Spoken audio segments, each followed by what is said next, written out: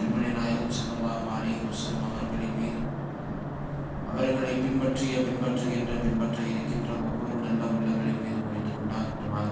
ஆமீன். ஒரு முபாரக்கான ஒரு இரவு. பத்ர் சஹாபாக்கள் நிறைய போர் நடந்திருக்குது இஸ்லாமிய வரலாறுல. ஹுனைன், தபூக், ஹந்தக் போன்ற பெரும் பெரும் போர்கள் எல்லாம் நடந்திருக்கு.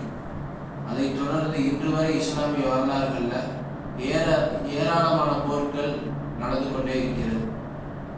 ஆனால் பத்ர் போரை போல வேறு எந்த ஒரு போரிற்கும், அந்த போரில் கலந்து கொண்டவர்களைப் போல வேறு எந்த ஒரு போர் வீரர்களுக்கும் அங்கீகாரம் வழங்கியது அல்ல, அங்கீகாரம் வழங்கப்படவில்லை. காரணம் என்னன்னு பார்த்தோம்னா, அந்த போர்களில் கலந்து கொண்டவர்கள் இருக்கிறார்கள். பத்ர் போரில் கலந்து கொண்டவங்க வேற எல்லா போரில் கலந்து கொண்டவர்களும் இஸ்லாத்தை கண்டு கொண்டார்கள். அதற்கு பிறகாக நிறைய போர் வந்துச்சு. எல்லா போரும் கலந்துக்கிட்டவங்களும் இஸ்லாம், அல்லாஹ் என்கிற ஒரு முழுமையான ஒரு ஸ்ட்ரக்சர் அவங்க பார்த்துட்டாங்க. ஆனால் பத்ர் போரில் கலந்தவங்களுக்கு கண்மணி நாயகம் ஸல்லல்லாஹு அலைஹி வஸல்லம் அவர்களை தாண்டி ஒன்றுமே அவங்க பார்க்கல. வஹி வருது, அல்லாஹ் தஆலா சொல்கிறான். இத்தனைக்கும் அது சொன்னாங்க, ரசூலுல்லாஹ் சொல்கிறாங்கன்றதுக்காக அடி மேலே அடி வாங்கினவங்க. இரண்டு விஷயத்தை நம்ம மெயினாக பத்ர் போரில் பார்க்கலாம். ஒன்று என்னன்னா உபூதியத், இன்னொன்று என்னன்னா உலூஹியத். உபூதியத்துனா என்ன? ஒரு அடியான் எப்படி இருக்க வேண்டும் என்பதை வெளிப்படுத்தி காட்டினார்கள் சஹாபாக்கள். உலூஹியத் என்றால் ஒரு அடியான் எப்படி இருக்க வேண்டும் என்று அவன் உணர்ந்து புரிந்து இருந்துவிட்ட பிறகு அல்லாஹ் தான் எப்படி இருப்பேன்னு சொல்லி பத்ர் போர் மூலியமா செஞ்சு காட்டினார். வெறும் 313 சஹாபாக்கள், நமக்கு எல்லாம் தெரியும். அந்த சஹாபாக்களும் 1000 பேரை எதிர்க்கக்கூடிய அளவிற்கு திடகாத்திரமான இல்லை. சஹாபாக்கள் எப்படி இருந்தாங்க? இஸ்லாத்தை ஏற்றுறது அடி மேலே அடி, உடலெல்லாம் எழுந்து போய் கலந்துருப்பாங்க. ஒழுங்கான உணவு இல்லாமல், ஒழுங்கான முறையில் உணவு இல்லாமல் ஆரோக்கியமற்றவர்களாக இருந்திருப்பார்கள். இன்னைக்கு காலையில் சும்மா என்ற கூட கேட்டோம், ஊரை விட்டு ஒதுக்கப்பட்டு 3 ஆண்டு காலங்கள் அவர்கள் எந்த ஒரு உணவுமே இல்லாமல் இருந்தார்கள் என்று. அப்பேற்பட்ட சோதனைகளை எல்லாம் கடந்து வந்த சஹாபாக்கள் உடலில் எந்த ஒரு ஊட்டச்சத்தும் இல்லை, சத்தே இல்லை. அவர்களை வைத்து அணுதினமும் உணவையும் மதுபானத்தையும் பிற எல்லாத்தையும் ஒரு மிருகத்தனமாக வாழ்ந்து கொண்டிருந்த ஒரு கூட்டத்தை அல்லாஹ் தஆலா எதிர்கொள்ள நாடுகிறார் இந்த போரின் மூலமாக. அவர்கள்ட்ட பொருள் கிடையாது. இத்தனைக்கும் அவங்க சிறுபான்மையினர்கள் 313 பேர், ஆப்போசிட்ல 1000 பேர். என்ன நடக்க போகுதுன்னே தெரியல. ரசூல் ஸல்லல்லாஹு அலைஹி வஸல்லம் அவங்க முந்தின நாள் நைட்டு ஃபுல்லாக அழுக ஆரம்பிச்சிட்டாங்க. யா அல்லாஹ், இந்த 313 பேரை விட்டு அவனை வணங்குறதுக்கு இந்த உலகத்தில் ஆள் கிடையாது.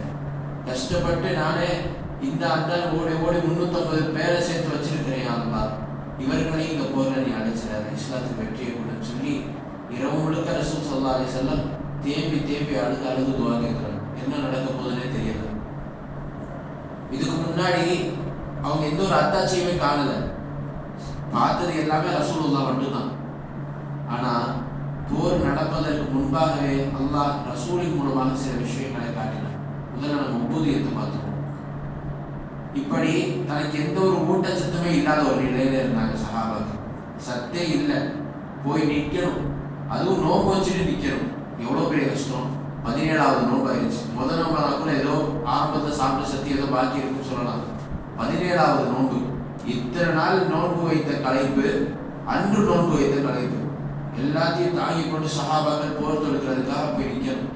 ஃபர்ஸ்ட் போய் நிற்கணும்னு சொன்னாங்க, தயாராகிட்டாங்க. இதுதான் சஹாபாக்களுக்கான ஒரு தனி சிறப்பு. அவங்களுக்கு ரசூலுல்லாஹ் தாண்டி வேறு எதுவும் தெரியாது. அல்லாஹ்வுடைய உதவி வரும்னு சொல்றாங்க, வரும், எந்த ரூபத்தில் வரும்ன்ற ஐடியா கிடையாது. இருந்தாலும் போய் நின்னாங்க. ஆப்போசிட்ல இருக்கிறது 1000 பேர் தான் அவங்களுக்கு தெரிஞ்சிருந்துச்சு. நம்மளோட எண்ணிக்கையில் அதிகம், ஆயுதத்தில் அதிகம், எல்லாம் தெரிஞ்சிருந்துச்சு. இருந்தாலும் ரசூலுல்லாஹ் போய் சொல்லிட்டாங்க, போய் நின்றாங்க. அவ்வளவுதான் உபூதியத்தினுடைய உச்சக்கட்ட வெளிப்பாடு. முந்தின நாள் ரசூல் ஸல்லல்லாஹு அலைஹி வஸல்லம் அவங்க போர்க்களத்தில் வட்டமிட்டு காமிச்சாங்களாம். எப்பா, நீங்கள் ஒன்றும் கவலைப்படாதீங்க, இந்த இடத்துல தான் அபூஜஹல் சாவான், இந்த இடத்துல தான் உத்பா சாவான், இந்த இடத்துல தான் ஷைபா சாவான்னு சொல்லிட்டு காஃபிர்களினுடைய பெரிய பெரிய தலைவர்களினுடைய பெயரை எல்லாம் உச்சரித்து போர் நடப்பதற்கு முந்தின நாளே ரசூல் ஸல்லல்லாஹு அலைஹி வஸல்லம் அவங்க அந்த மண்ணில் வட்டமிட்டு காமிச்சிட்டாங்க. அதே மாதிரி செஞ்சாங்க. ஒரு ஆகப்பெரும் முஅஜிஸாவினுடைய வெளிப்பாடும் பதில் காலத்தில் இடம்பெற்றிருந்தது. அவங்க உபூதியத்தினுடைய வெளிப்பாடு பார்த்துட்டோம். உலூஹியத்தினுடைய வெளிப்பாடு அல்லாஹ் தஆலா பதிலில் கலந்த எல்லா சஹாபாக்களையும் உலக ரீதியில் தயார் பண்ணான். எப்படி? நான் வந்து நின்றுட்டேன், போர் பண்ணணும்னு வந்து நின்றுட்டாங்க சஹாபாக்கள்லாம். ஆப்போசிட்ல ஒரு பெரிய கூட்டத்தை பார்த்த உடனே சரி இறந்தா ஷஹீத் ஒரு அந்தஸ்து, போய் சொர்க்கத்தில் சேர்ந்துடலாம் அப்படின்னு சொல்லி சண்டை போடாமல் இல்லை. அல்லாஹ் தஆலா தன்னை விட எண்ணிக்கை அதிகமாக இருந்தா எதிரி படைய எண்ணிக்கையை குறைச்சி காமிச்சானா, நம்ம அதிகமாக இருக்குன்ற மாதிரி காமிச்சிட்டான். இந்த பக்கம் அவர்கள் எதிரிகள் பார்க்கிறாங்க, அவங்க முஸ்லிம்கள் அவர்களுக்கு அதிகமாக இருக்கிற மாதிரி தெரியுது, தான் கம்மியாக இருக்கிற மாதிரி தெரியுது. என்ன அல்லாஹ் தஆலா காண்பிக்கிறானா, ஒரு பின்பத்தை அந்த இடத்தை ஏற்படுத்துகிறான். இஸ்லாமியர்கள் எங்கு அதிகமானவர்கள் வந்துட்டாங்களே என்று அவர்களுக்கான ஒரு மன தளர்வை அந்த இடத்துல ஏற்படுத்துகிறாங்க. காஃபிர்களுக்கு முஸ்லிம்களுக்கு அந்த ஒரு மன சந்தோஷம், ஒரு வீரியத்தை அதன் மூலமாக ஏற்படுத்தி காட்டுகிறார் கண்மணி நாயகம் ஸல்லல்லாஹு அலைஹி வஸல்லம் அவர்கள். இது மனிதர்களுக்குமான போர்னு சுருக்கிடவும் முடியாது. ஏன்னா மலக்குமார்கள் டைரக்டாக ஃபீல்டில் இறங்கி சண்டை போட்ட 2 போரில் இது ஒன்று ஹுனைன், அது சண்டை போடாது, இதுதான் வந்தார்கள். பதில் போரில் இறங்கி சண்டையை போட ஆரம்பிச்சிட்டாங்க. ரசூல் ஸல்லல்லாஹு அலைஹி வஸல்லம் சொல்லி காட்டுவாங்க, இந்த ஜிப்ரீல் குதிரையோட வந்துட்டார், அலியோட மீகாயில் சண்டை போட்டுட்டு இருக்கிறார் என்றெல்லாம் நபி ஸல்லல்லாஹு அலைஹி வஸல்லம் சஹாபாக்களை ஊக்குவித்தார்கள். அதற்கேற்ப சம்பவங்களும் அங்கு நடந்தது. எதிரிகளின் தலைகளும் துண்டாக்கப்பட்டது. இங்க பாராட்டத்தக்க விஷயம் என்னன்னா, எந்த ஒரு விஷயமும் இல்லை. தன்னோட இருந்த ஒரு மனிதர் திடீர்னு நபின்னு சொன்னாரு, திடீர்னு போர்க்காலத்துக்கு வாங்க எடுத்துட்டு போனாரு. நம்மளோட அதிகமான பேர் போர் தொடுத்து நிற்கிறாங்க. அவங்க சொன்னாங்கன்றதுல நோம்பு வச்சு அதே நிலையில போய் போருக்கு நிற்கிறோம் என்று அவர்கள் நின்றதனுடைய வரக்கத்து இறைவன் அவர்களை புரிந்து கொண்டார், அவர்களும் இறைவனை புரிந்து கொண்டார்கள். இதையெல்லாம் நம்முடைய வாழ்க்கையில் படிப்பினையாக எடுத்துக்கலாம். என்ன, நிறைய கஷ்டம் வரலாம், ஷரியத்தில் சொல்லப்பட்ட சில விஷயங்கள் நமக்கு ரொம்ப கடுமையாக இருக்கலாம். இருந்தால் அதை பின்பற்றுகின்ற பொழுது நிச்சயம் இறைவன் நாம் எதிர்பார்க்காத ஒரு ஆகப்பெரும் வெற்றியை நமக்கு வழங்கி தருவான் என்பதற்கு அவர்கள் எல்லாம் ஒரு சான்று. அதனுடைய விளைவு எந்த அளவு இருந்துச்சுன்னா, வேறு எந்த சஹாபாக்களுக்கும் வழங்கப்படாத ஒரு தனிச்சிறப்பு பதில் சஹாபாக்களுக்கே வழங்கப்பட்டுச்சு. நம்ம வஃபாத்துக்கு அப்புறம் 1400 வருஷம் கழிச்சு திடீர் ரமதான் 17 வந்த உடனே ஏதோ ஒரு போர் இந்த நேரத்தில் நடந்துருச்சு சொல்லி ஆசீர்வாதி துவா கேட்கல. அந்த சஹாபாக்களுக்கு வாழ்நாள் காலம் ஃபுல்லாக ஒரு தனி சிறப்பு இருந்துச்சு. ஹாத்திப் இப்னு அபி பல்தான்னு சொல்லி ஒரு சஹாபியை சொல்லுவாங்க. அந்த சஹாபி ஃபதஹ மக்கா நடக்குது, அதாவது எல்லா மக்கா வந்து முஸ்லீம்கள் கைக்கு வரப்போகுது, ஒரு போர் நடக்கணும். காஃபிர்களை முஸ்லீம் அடிச்சிட்டாங்கன்னா முஸ்லீம் கைக்கு மக்கா வந்துடும். கடைசி நேரத்தில் அந்த போர் நடக்கக்கூடிய அந்த ஒரு நிலை இருக்கிறப்போ அந்த போருடைய யுக்திகள், இந்த நேரத்துக்கு வந்து போர் படை கிளம்ப போகுது, இந்த நேரத்துக்கு இப்படி போர் முஸ்லீம்கள் எடுக்க போறாங்கன்னு சொல்லிட்டு ஒரு லெட்டர் எழுதி ஹாத்திப் இப்னு அபி பல்தா அனுப்பிச்சு விட்டார் குறைஷிகள்கிட்ட. என்ன ஒரு, ஆனால் அவங்க சஹாபி யாருக்கு கையும் உடல காலும் உடல, ரசூலுல்லாஹ்க்கு மெசேஜ் வந்துருச்சு, ஜிப்ரீல் சொல்லிட்டாங்க இந்த மாதிரி ஒரு லெட்டர் போகுது, ஒரு பெண்மணி வழியாக அதை அனுப்பிச்சு விட்டாரு, இந்த நபர் அனுப்பிச்சு விட்டாரு, அந்த பெண்ணடியை பிடிச்சிங்கன்னா அந்த லெட்டரை பிடிச்சிடலாம் அப்படின்ட்டு. உடனே நம்பகத்தக்க சஹாபி அலி ரலியல்லாஹு அன்ஹு அவங்களையும் இன்னொரு சஹாபிகளையும் அந்த பெண்ணை இந்த மாதிரி இந்த இடத்துக்கு போனீங்கன்னா ஒரு பெண் வருவாங்க, அந்த பெண்ணிட்ட ஒரு லெட்டர் இருக்கு வாங்கிட்டு வாங்க அப்படின்னு. உடனே அந்த 3 சஹாபிகள் விளைச்சு போறாங்க.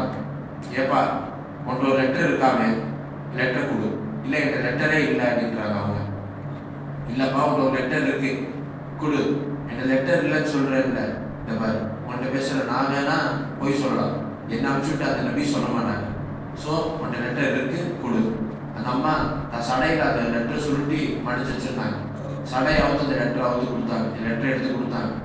உடனே அந்த லெட்டர் வாங்கி நேரம் ரசூல் ஸல்லல்லாஹு அலைஹி வஸல்லம் வரப்போ திறந்து பார்க்குறாங்க, ஹாத்திப் இப்னு அபி பல்தாவிடமிருந்து மக்கா குறைஷிகளிடம் அப்படின்னு சொல்லிட்டு அந்த லெட்டர் ஆரம்பிக்குது. அந்த போருக்கான எல்லா விவரங்களும் அதில் போட்டிருக்கு. எவ்வளோ பெரிய நயவஞ்சகத்தனம் என்று சஹாபாக்கள் எல்லாம் அதிர்ந்து போனாங்க. நம்ம அப்படி நினைக்கக்கூடாது, ஏன்னா அவர் ஒரு சஹாபி இல்லையா. அவருடைய ஈமான நம்ம வந்து அந்த ஈமானை வந்து கணக்கிடக்கூடிய அளவுக்கு நாம் ஒன்றும் பெரிய யோகியர்கள் அல்ல, அதை இறைவனும் விரும்பலை. இருந்தாலும் இப்படி ஒரு சம்பவம் நிகழ்ந்தோடனே உமரதியெல்லாம் கோவம், யாரும் சொல்லலாம் நீங்கள் சரின்னு சொல்லுங்க, அவங்க தலையை வெட்டிடுறே நிற்கிறேன். ஹாத்திப் இப்னு அபி பல்தாவை கூப்பிட்டு ரசூல் ஸல்லல்லாஹு அலைஹி வஸல்லம் இப்படி பண்ணி கேட்கும்போது, என் குடும்பம் மக்கா குறைஷிகளுக்கு மத்தியில் வாழ்றாங்க ரசூலுல்லாஹ், மற்ற சஹாபிகள் மாதிரி எனக்கு இல்லை, என்னை வந்து எப்போ வேணாலும் என் குடும்பத்தை அவங்க தாக்கிடுவாங்க, என் குடும்பம் பாதுகாக்கப்படுறதுக்காக இப்போ உதவி செஞ்சால் ஒரு சிம்பதி கேட்டு அவங்க பாதுகாப்பாங்கன்னு சொல்லி நான் அப்படி செஞ்சுட்டேன், என்ன மன்னிச்சிருங்க அப்படின்னு நிற்கிறாங்க. உடனே உமரதிகள் தான் சரின்னு சொல்லுங்க, இவரோட தலையை நான் துண்டிச்சிடுறேன், இந்த முனாஃபிக்குடைய தலையை நான் துண்டிச்சிடுறேன் நிற்கிறாங்க. உடனே ரசூல் ஸல்லல்லாஹு அலைஹி வஸல்லம், இவங்க பத்ருடைய சஹாபின்னு உங்களுக்கு தெரியலையா, இவங்க பத்ருடைய சஹாபின்னு உங்களுக்கு இல்லையா, உங்களுக்கு நினைவு இல்லையா அப்படின்னு சொல்லி ரசூல் தான் கேட்குறாங்க. சொல்ல வர்றது என்னன்னா, செய்ய இருந்த பெரிய தவறாக இருந்தாலும் கூட ரசூல் ஸல்லல்லாஹு அலைஹி வஸல்லம் அவங்க பத்ருடைய சஹாபி என்பதன் காரணத்தினால், பதிர்களத்திலே கலந்த சஹாபி என்ற காரணத்தினால் அவரை மேல் கேள்வி எதுவுமே கேட்காம மன்னிச்சு விட்டாங்க. அந்த அளவுக்கு சிறப்பிற்குரிய சஹாபாக்கள் பத்ருடைய சஹாபாக்கள். ஒவ்வொரு ரமதான் 17 வரும் பொழுதும் நம்ம எல்லாம் நம்மளுடைய ஈமானை புதுப்பிச்சுக்கணும். யா அல்லாஹ், இத்தனை நாள் வரைக்கும் நீ சொன்ன எத்தனையோ விஷயங்களை நான் செய்யாம விட்டேன், ஆனா கண்மூடித்தனமா நீ சொன்னதை செஞ்சாங்க இந்த பத்ர் சஹாபாக்கள், இவர்களினுடைய பொருட்டால் என்னுடைய பாவத்தை மன்னிச்சு. யா அல்லாஹ், இந்த ஒரு புனிதமான நாளினுடைய பரக்கத்தின் பொருட்டால் என்னுடைய பாவங்களை மன்னிச்சுன்னு சொல்லித்தான் 17வது நாளில் நம்ம இந்த யாசினை துவா கேட்கிறோமே ஒழிய ஒரு கணமும் ஏதோ ஒரு போர் நினைச்சுக்கிறதுக்காக கேட்கல. எனவே ஒவ்வொரு 17 வரப்போவும் கண்மூடித்தனமாக ஷரியத்தை பின்பற்றக்கூடிய நன்மக்களாக நாம் மாற வேண்டும்ன்றதை நாம் முயற்சி செய்யணும். அல்லாஹ் தஆலா அருள்பாலிப்பானாக. ஆகிர் தஅவானா அல்ஹம்துலில்லாஹி ரப்பில் ஆலமீன். அஸ்ஸலாமு அலைக்கும்.